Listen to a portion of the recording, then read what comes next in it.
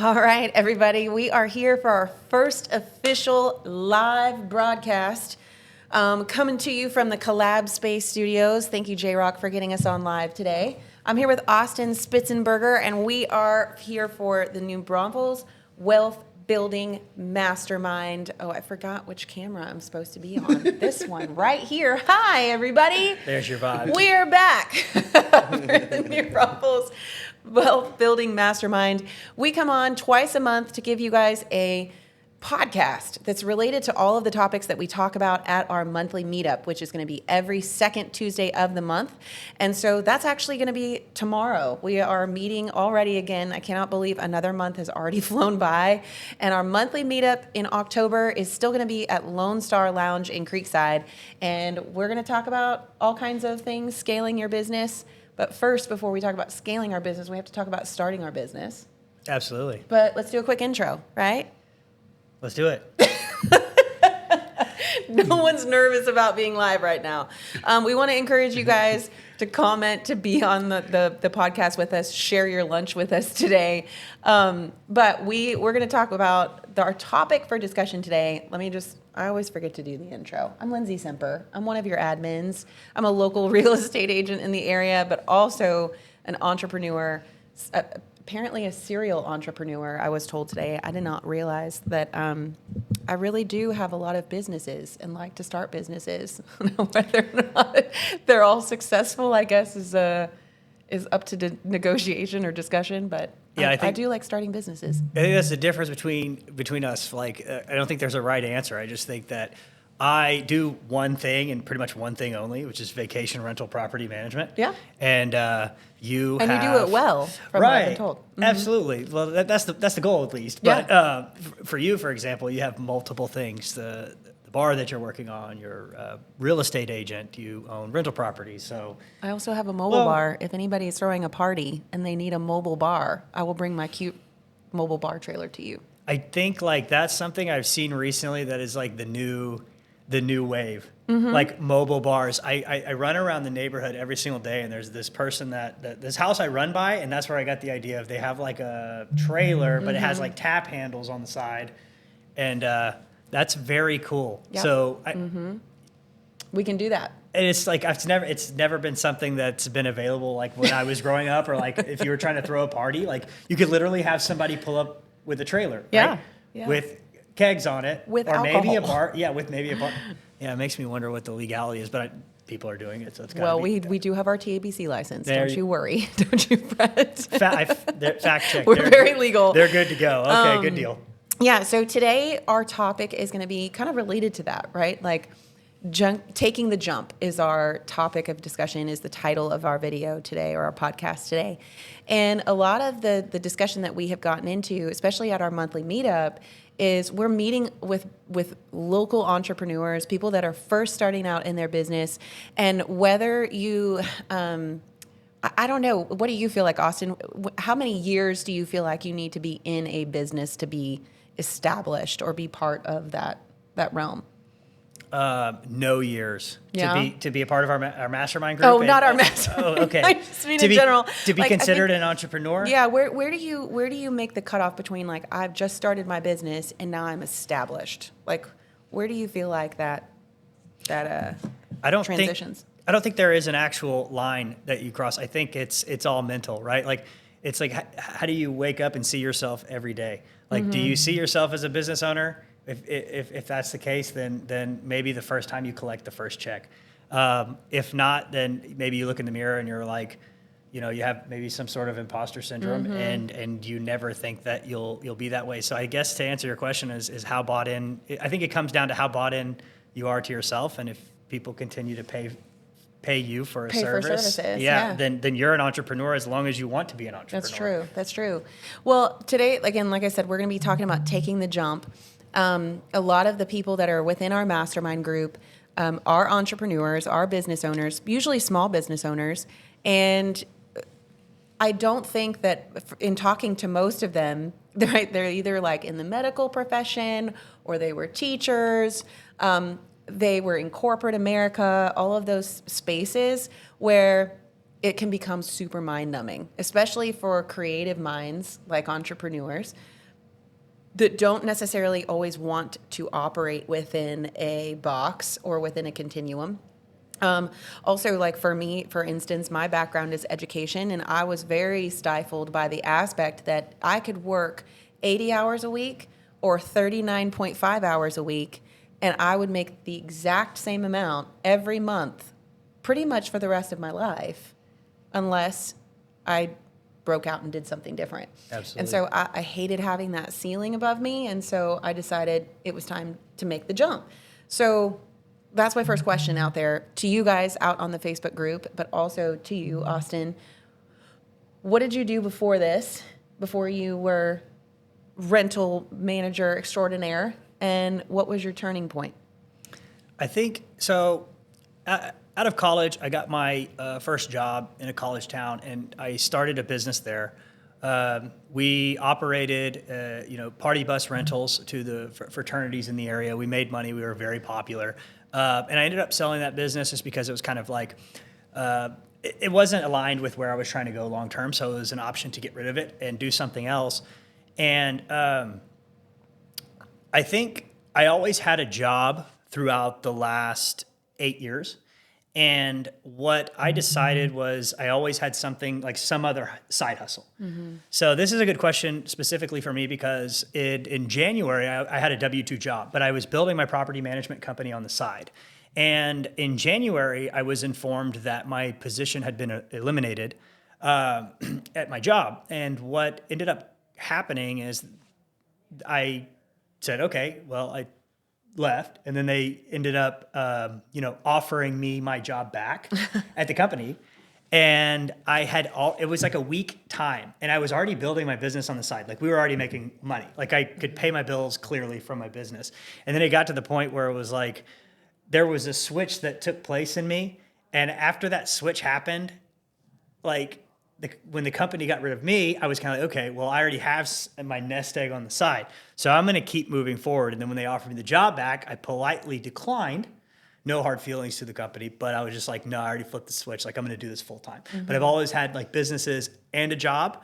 So to answer your question, ever since January, I've been unemployed, I would say. Mm-hmm. But the bills are paid. My business makes money. And I'm announcing it on here. I'm probably never going to get a job again because I like working for myself. I like building my business, but it does come with, things that necessarily don't come with a W-2 job. There's different pains and hurdles that you have to go through. Right. So it sounds like your turning point was someone going, yes, go.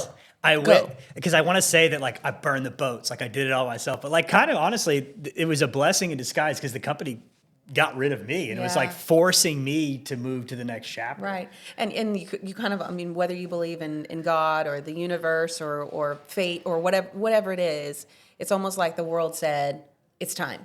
You don't want to be here. You're scared to go. Take the leap, take the jump. I think, and I don't even think it was ever a matter of myself being scared. I think it was those golden handcuffs. And I think a lot of the listeners can probably relate to this. It's that, you got that quality health insurance package. You got a nice 401k. Mm-hmm. To be fair, like I've always been an entrepreneur, and the company paid me more money than I should have been paying for the amount of work that I was doing. So like, it was those golden handcuffs. Like, man, like, no, this is good. Like everything's good. Everything's good. Mm-hmm. And so when it was forced out, I think that's probably one of the best things that's ever happened to me, because now I'm not looking back, and I wouldn't go back. Mm-hmm. Does that kind of make sense? Yeah, no, that makes perfect sense. And it makes me think about, like, I think this is a great question to ask like viewers and people that are out there. It's one of my favorite questions of all, is like, because everybody's answer is so different. It's so unique. There's never going to be a time that someone is going to look at you and say, it's time to go start that business. Quit your job. Because if somebody says that to you, you're like, oh, wait, I am not ready. I do not have all my T's crossed and my I's dotted. And I feel like overall, in general, most of the time, the turning point for most people is when they're almost forced to, when they almost have to, right? They're backed into a corner and there's really nothing else you can do. You just have, like you said, I just had to keep moving forward. I have to keep moving in that direction. And so I think that it's cool. So do you feel like in that moment when you were fired, right, or let go, was it a moment of frustration, inspiration, or gradual realization? Like for you, was it?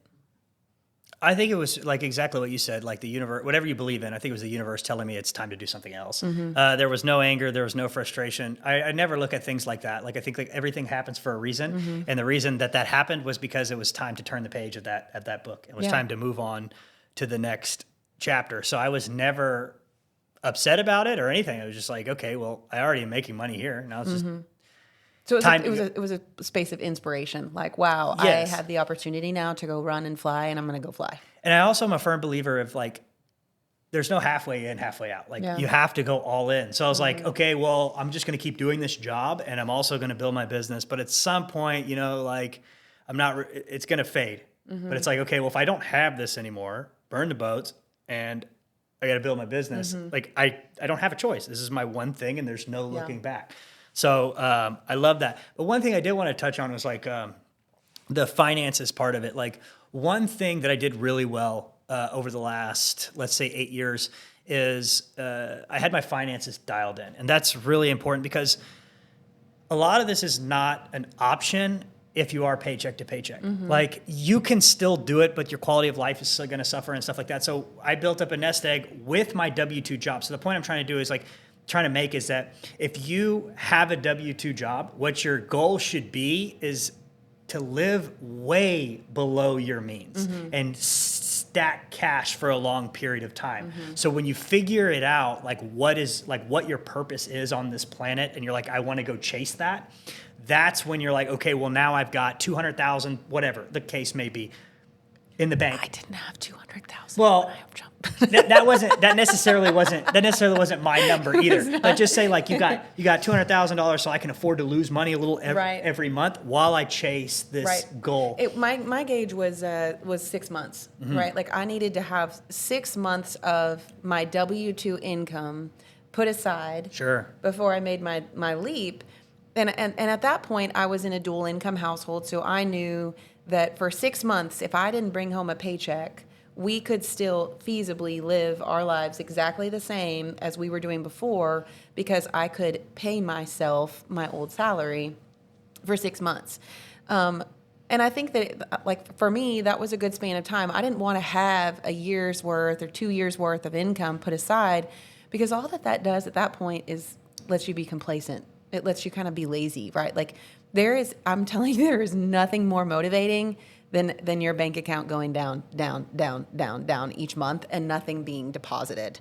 So for me, I knew that I needed to have at least a nest egg to make me feel okay, like make me feel comfortable, but also keep me moving forward. I think, you're right. Because as soon as you see that number going, like it's great to have that nest egg, but when you see that like declining and you're like, hey, my net worth is decreasing, I'm not making money, nobody's paying me for my services, then it's like, okay, it lights a fire under your ass where you're like, hey, let's go, let's sign clients, let's figure this out. So, I agree. Well, and thank you. You like moved on to my second question already. So we already got 2 questions under the thing. But I will say, like, just to kind of go back to, for me, I know that yours was kind of a moment of jump in the deep end, go, and inspiration. But for me, mine was more of a gradual realization, right? I had spent 7 years in the school system and was going to be a school counselor for the rest of my life. And I was completely happy and content with that. Like I loved working with kids, loved working in the schools. And the turning point for me was that moment I was talking about, seeing that no matter how hard I worked or no matter what I did, I was always going to get the same amount. You were capped. I was capped. And I had a master's degree and I was making $55,000 a year, right? Like getting out of college, I thought that's fabulous. But then you start getting out into life and you're like, we can't even afford 2 car payments simultaneously with that amount.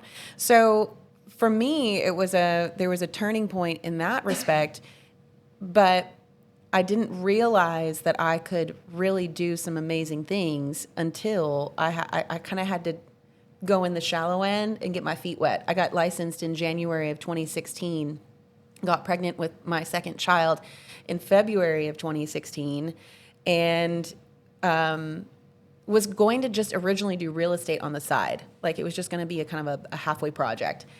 And I realized very quickly within the next 3 to 4 months that real estate is not a part-time gig. Like if you're going to be good at it, which I don't like doing anything that I'm not going to give full effort on.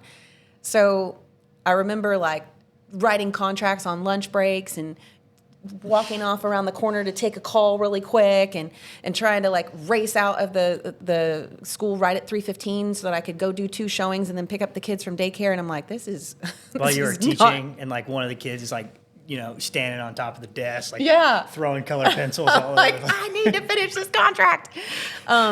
So I realized at that point, like, I can't do this anymore. And I have, if I'm going to be good at it, I need to go.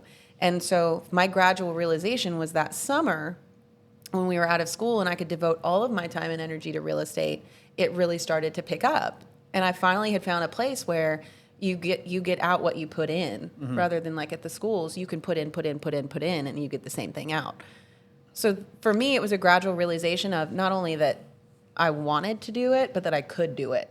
And as soon as I made the jump in July of 2016, it was just like one of the scariest moments I've ever had in my whole life when I turned in my resignation.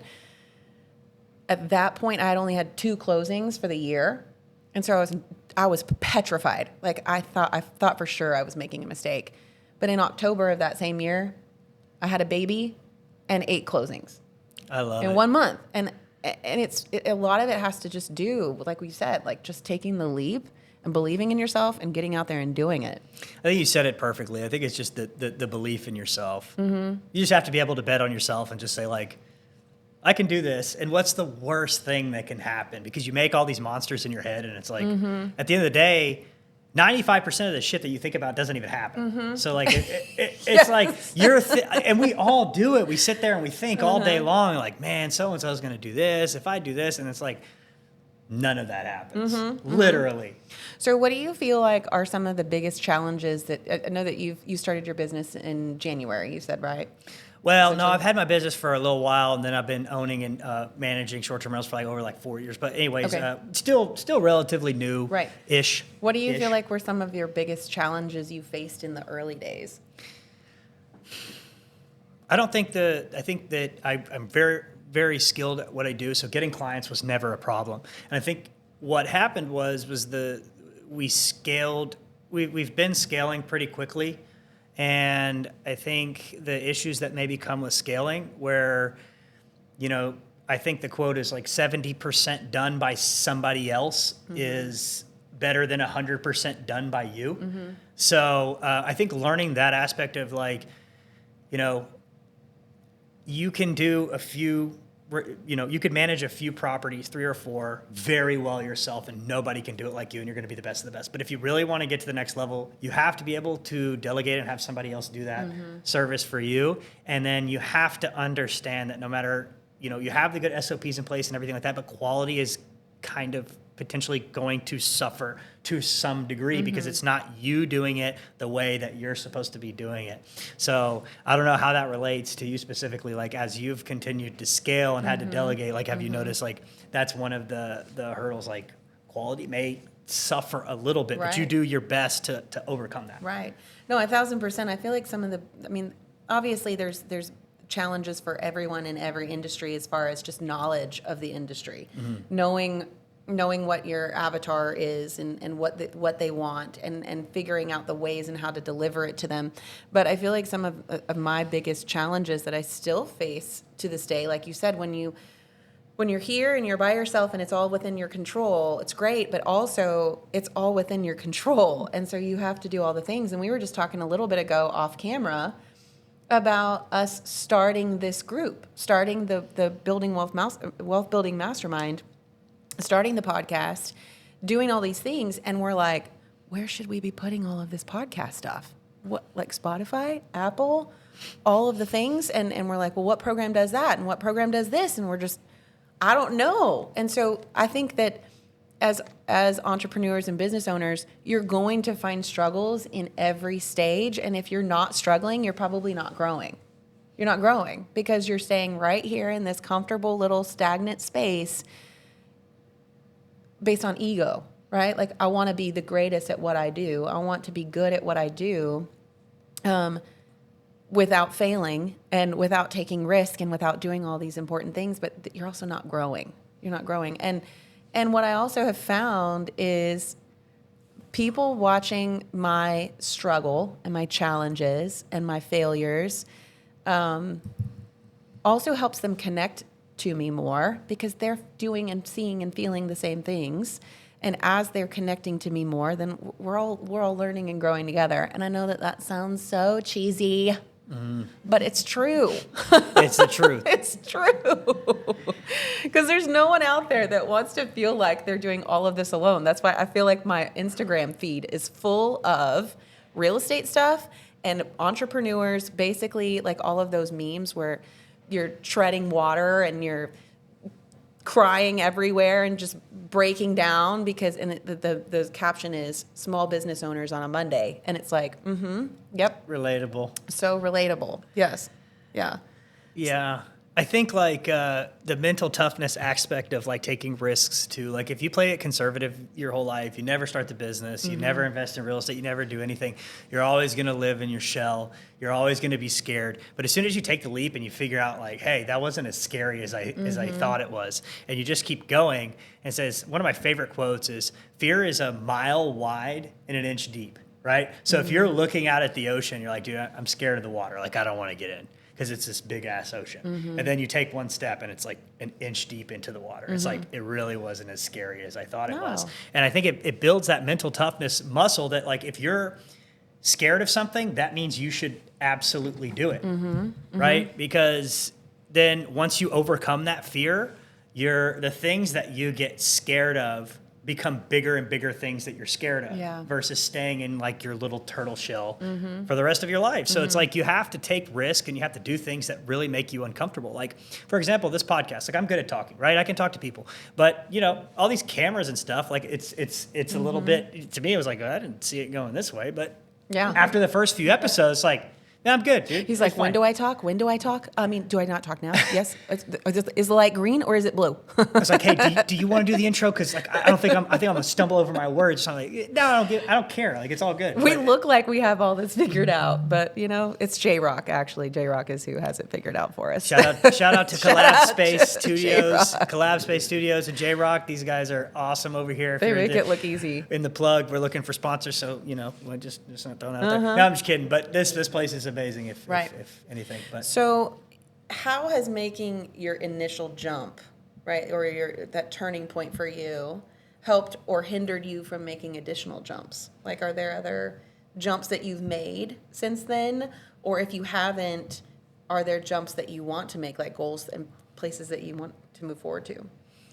I think just making the jump, I think it's just made me less scared to other opportunities that come my way. So as we continue to do this, continue to build a brand, continue to do stuff like that, I think more things keep coming to me and I'm less likely to say no. So I think if anything, it's made me stronger. It hasn't made me, more scared. How about you? I will say that it's made me believe in myself in a different way than I did before. I knew that my sister used to always tell me, shout out to Laura Rothrock Gallegos out there. Yo.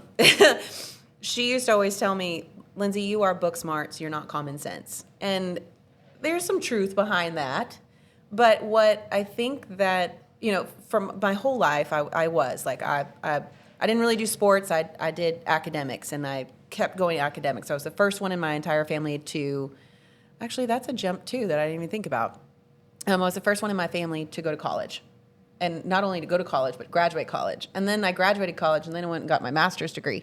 And still in this realm, no one in my immediate family for sure, but then even some of my extended family has ever done that. So I didn't have it, like we talked about in some of our previous podcasts, I didn't have those types of behaviors modeled for me. It was just something I had to jump out and go do.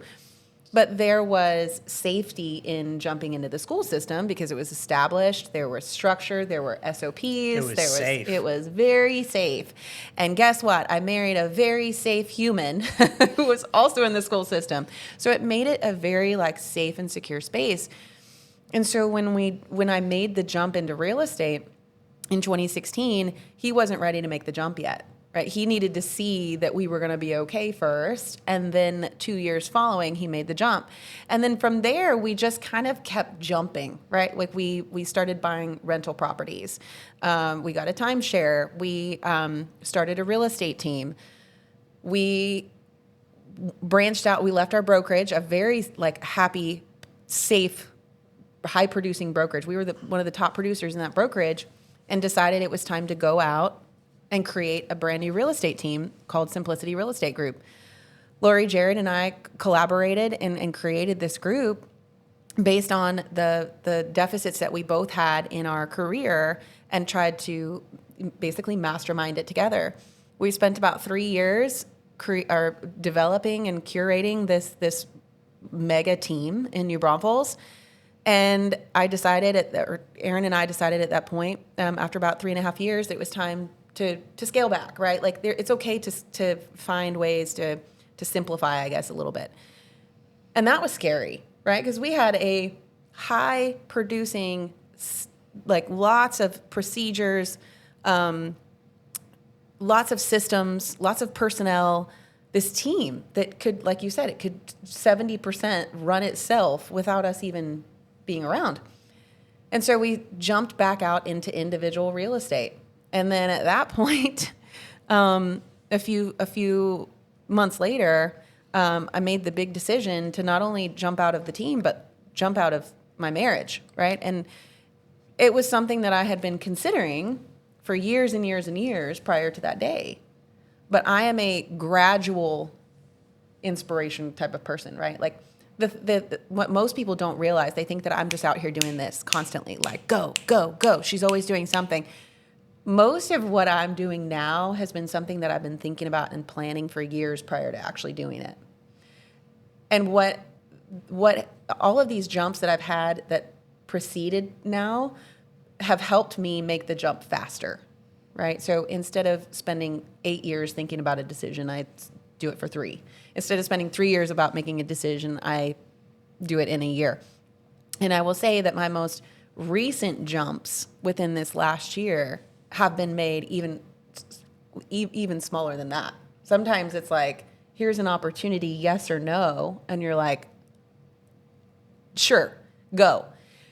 And you don't have time to plan out the finances and the next steps. The decisions you make, the decisions that you're making now that are like you're questioning would have scared the living crap out of you 10 years ago. Absolutely. But now you're like, I'm kind of scared of that. But it's probably like a much bigger decision of like when you were down here and you were like, no, I could never do.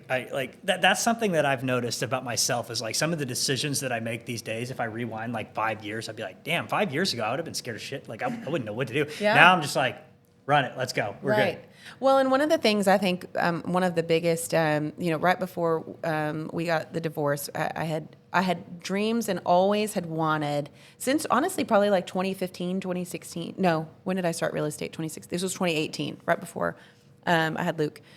So from 2018 to 2022, I had been wanting to buy a flip and wanted to do my own flip. I'd helped lots of investors do flips, find flips, sell flips, redesign flips, stage flips, all the things. And I'm like, I just want my own. I want to do it on my own. And so in like November of 22, I found a house that I thought was a good investment and said, let's do this flip. And Aaron was like, sure, let's do it. I'm like, okay. Let's go. And this is what we've been waiting for. And at that point, the market was still decent. And then by the time that we purchased the home, closed on the home, and then moved into redesigning the home, the market had like completely tanked, right? And so we were trying to sell a 5-bedroom, massive 2-story with potential foundation issues and needs a new roof in spring of 23. It was nonetheless really tough. Yeah, we sat on the market for a long time. We had invested all of this capital into doing the flip, and it ended up turning out that we ended up just renting it. Like we just rented it out. looking back on it now, I mean, do I regret that decision? No, I don't regret it at all. It was still an asset. It was still something that we got to do. It was still a learning experience for me. It was a mildly expensive learning experience, but it allowed me to kind of get into, like what you were talking about a minute ago. What's the worst that could happen? Well, the worst that could happen is I could lose my ass on this deal. And did we? Not necessarily. I mean, Aaron got the flip in the divorce, so you're welcome. Aaron caught the dub on that one. So he's got a great deal of equity in this beautiful home, but nonetheless, I don't regret it at all. And so the worst that could happen, the worst thing that could have happened, you thought was going to happen, but didn't even happen because it was held as a long-term rental. Yeah, exactly. So I mean, even if the worst thing happened and you lost a bunch of money, like what?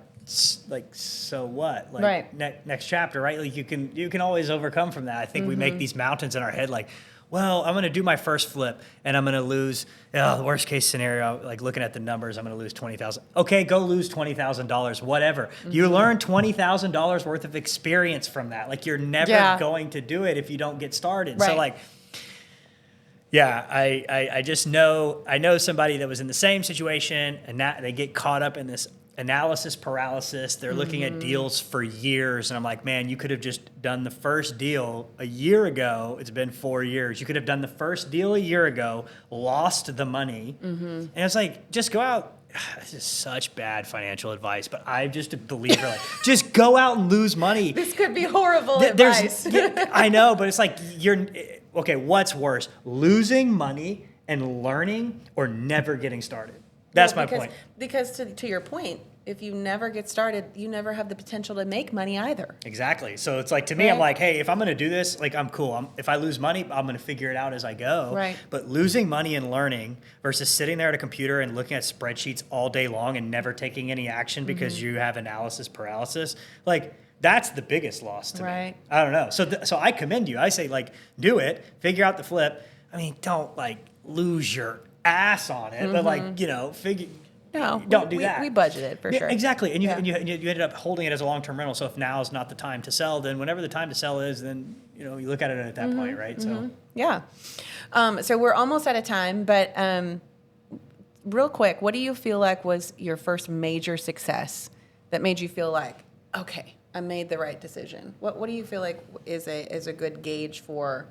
Yeah. I think when my business income replaced essentially my W-2 income. So it's like, I think that was it. Like, I made enough money from my job to pay all my bills, and I was like, okay, well, I can do what I really want to do now. So I think, quitting your job and going all in on something is maybe not necessarily the smartest decision. I think you need to build up your business to where you make up a little bit of income, to where at least your bills are paid. And I think that's my biggest major success early on in business. Is just like, hey, I don't need this job anymore. And I think it comes down to like not being a slave to somebody else. I don't have to go here every day at this time from 9 to 5 and build your business and make you wealthy when like I can do it myself. And I started doing that, and then I think that was the biggest win. It's like building something and a legacy for my family, and just building something. That I could pay myself. I would agree. I think, and I even still have moments to this day. Like, I had a conversation with another realtor this morning that said, I have been considering just calling off real estate altogether and going back to a W-2 job. Because there are times where it is so daunting and so overwhelming and so exhausting, and you put in the effort and you put in the effort and you put in the effort, and you're like, I can't go anymore. It would just be so much easier for me to be mindless and just wake up every day, go to the job, come back. But I love that we're having this conversation today. And yes, I got to pick what the conversation was today, because I kind of need a kick in my ass sometimes to say, do not go back there. You remember how miserable you were. You remember how hard it was to make ends meet. You're not wired that way, though. No. Like, you're not. So like, if you go back to that, you might be happy for a few months and be like, yeah, okay. No stress. And then the idea is going to pop into your head. Be like, you know what, I could have done this, or I could do this. And you're gonna jump back into it. I feel like you're gonna get at some point. You're Right. like, why did I I'm do not this? leaving real estate anytime soon. Don't worry. But there are times where I just need that go. We all have those days. Yeah. I have those days so often. That's one thing I'm trying to get better at too, is sharing my losses on social media. I feel like sometimes I tend to post stuff and everybody's like, Austin's winning, Austin's kicked. I was like, no, dude, I continue to get kicked in the throat. Like it is what it is, but that's something me personally I could be better about. Right. Like sharing those L's. Right. But I think that's the perfect place. Our monthly meetup and this Facebook group is such a great place for that. Oh yeah. Like I have another networking group that I'm a president of, and we often share out spaces, like things within in our realm, feelings that we have as business owners, struggles that we've had, challenges that we faced throughout. They all run the same, right? Like we're all just human at the end of the day. And it's hard for everybody, and I found so much value in having the connection and the face-to-face and the ability to talk it out so that you can keep going. There's nothing worse than just kind of being isolated to that. How much more value do people get when you be more genuine that way? Because some people are scared to put that out that way, right? But if you more genuine, do you feel like you get more people to come up to you? How do y'all feel about that? I feel like 1,000% in that, because there was a couple of posts that I made during one specifically, right? It was last Christmas. It was my first Christmas divorced, right? And about halfway through the day, I had to give my kids up and give them to their dad. And I laid on the floor in my closet and cried for about an hour, just like trying to figure out life. And I was like, you know what? I am not the only one that feels this way. And maybe it might be advantageous for me to say, holidays are hard. They're not happy and go lucky for everyone. And so I made a post, and the outpouring of just connection and people from that one post was incredible. Like when we first jumped out into individual real estate, I mean, at that point, I'd been a real estate agent for 7 years. I knew how to do real estate. But getting back into an individual setting where you had to reset all your passwords and set up your CRMs and figure out what you want your listing presentation to look like and redo signs and this, it was so much. And I remember my face had all like broken out in hives because I was so stressed. I had bags under my eyes. I didn't know what day it was. And I was like, you know what? I snapped a selfie and put on there, like, this is how I know I'm stressed, and like showed all the hives. And on the outside looking in, most people are like, oh, she's an established real estate agent. She's great. She's flying. She's doing great. Not always. And it's those times that I feel like people have connected with me the most, because nobody likes perfect. Yeah. Perfect is gross. Yeah. You know? I think there's a So problem. I think that's valid. Yeah, I think there's a problem with social media, and like I was admitting, like to where I just show my wins too much. I think there's just so much power in being vulnerable. And when you show your losses and you say, hey, I did do all these wins, but also I ate it here. A lot of people can just relate to you more. And they're not just looking at you like, oh, Lindsey's this superhero of New Braunfels real estate lady. Like she messes up too. That makes me identify more with her brand. That makes me like her a lot more. That makes me relate to her on a much more personal level. Right. So yeah, I think, and that's something I'm definitely trying to get better at. It's just like who wants to share the L though? It's like, dude, I got momentum. I'm running this, and then it's like, Well- okay, but well, you maybe could, you goof up, buddy. Yeah. Well, come out to our monthly meetup tomorrow evening at 6:30 at Lone Star Lounge. Share your L's. Talk We'll about share the a speakers drink. real quick. Oh, Who we that's got? right. That's We right. gotta- So we we gotta have let 'em know. two amazing speakers. They're a husband and wife team. They are financial planners that are powerhouses. And when I'm talking about powerhouses, they're international level. So they're traveling all over the world with their business. They have an 18-year-old son that already owns his very first rental property because they believe in educating others and teaching others about building wealth too. They're just, but they're also just like really good, down-to-earth people. Johanna and Brian Bravo are going to be with us tomorrow to talk about building your business bigger, scaling it, the challenges that come with that, and how to get there. So we're going to have a really cool speaker tomorrow night. It starts at 6 o'clock, ends at 7:30. Time for mingling. You do not have to be an experienced investor to come out. Just come out and hang out with us and have upper level conversations. If it looks intimidating online, we apologize for that. That's not the goal. It's very not that way. It's very casual. It's very open. We drop a few F-bombs every once in a while. Don't worry. Yeah, You're I try to work on it, but it's part of the authenticity. Like I send it and I'm like, dude. Kids over there. Don't say that word. Yep. But anyways, yeah, come out. It's so much fun and it's free and it's like, what do you have to lose? That's cool. Right? Yeah. All right. Well, we hope to see you guys there tomorrow night. Thank you guys for tuning in on our very first live. I think we did all right. And we'll see you guys at the next podcast.